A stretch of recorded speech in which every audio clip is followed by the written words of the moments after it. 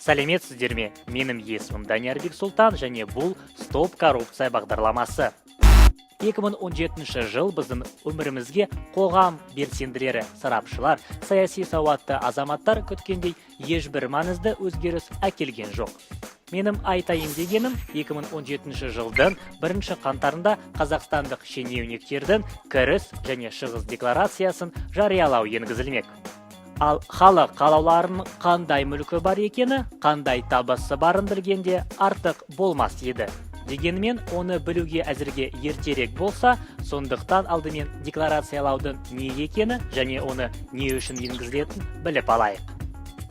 Алдымен бұл үрдістің идеологиясымен танысайық. Бұл дегеніміз не? Өзгенің қалтасындағы ақшаны санау мүмкіндігі ме, әлде қоғамға да, қарапайым азаматтарға да тиімді механизм бе? Біріншіден, идеологиялық қарсыластардың қарапайым адам жалдамалы жұмысшы үшін табыс декларациясын жариялау әуре сарсаңға түсіреді деген теріс түсінік бар. Өзіміз азаматтар үшін оңтайлы тұсы, ол халықтың басым көпшілігі үшін табыс декларациясын жариялау автоматтандырылады. Жалдамалы жұмысшылардың барлық табысы қағазбастылық болмайды. Керісінше, азаматтар үшін қаржы жылының қорытындысы бойынша өз салық шегересін дәлелденуге мүмкіндік туады. Бұл нені білдіреді? Мысалы, сіз емделуге ақша жұмсаған соң, төленген салықтың бір бөлігін отбасыңыздың бюджетіне қайтара аласыз. Және жалақыңызды ресми түрде алғанда тиімді болмақ. Енді мемлекеттік маңызы бар тұрмыстық сұрақтардан саяси сұрақтарға көшейік. Табыс декларациясы дегеніміз үдемелі әсері бар жемқорлыққа қарсы күрестің ең тиімді құралы.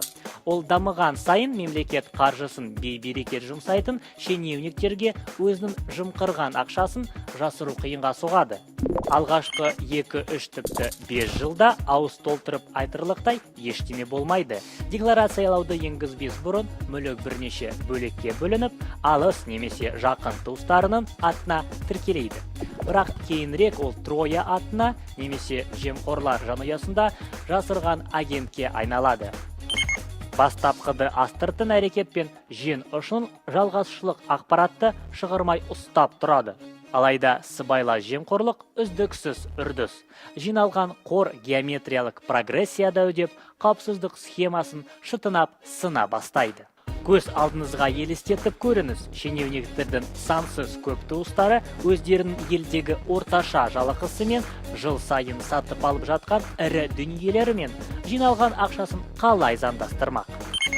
Тіпті отбасында берекесін сақтағанымен судай жана әшекей бұйымдарды, көліктері, жерлері мен үй жайлары жұрт назарын аударып көзге түсе бастайды. Үйдегі ірін-жырымен қоса саяси немесе әкімшілік бойынша мүдделерін қорғайтын күрес үшін топтар қосылады. Ақпарат сатылып, сатып алынып, ақыр соңында құпиясы ашылады. Сөйтіп бір күні баспасөз бетінде жарқ етіп шығып, бітіп болмас әшкерлейтін материалдармен толықтырылып отырады.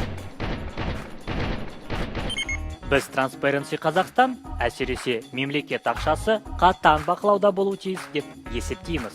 Қазіргі заманда экономиканы тек ашықтықпен есеп беруге міндеттілік негізінде құруға болады. Мен кіріс және шығыс декларациясын жариялауды енгізуді қолдаймын. Сіздер де қолдайды деп үміттенемін. Бәріміз бір ауыздан стоп коррупция дейік.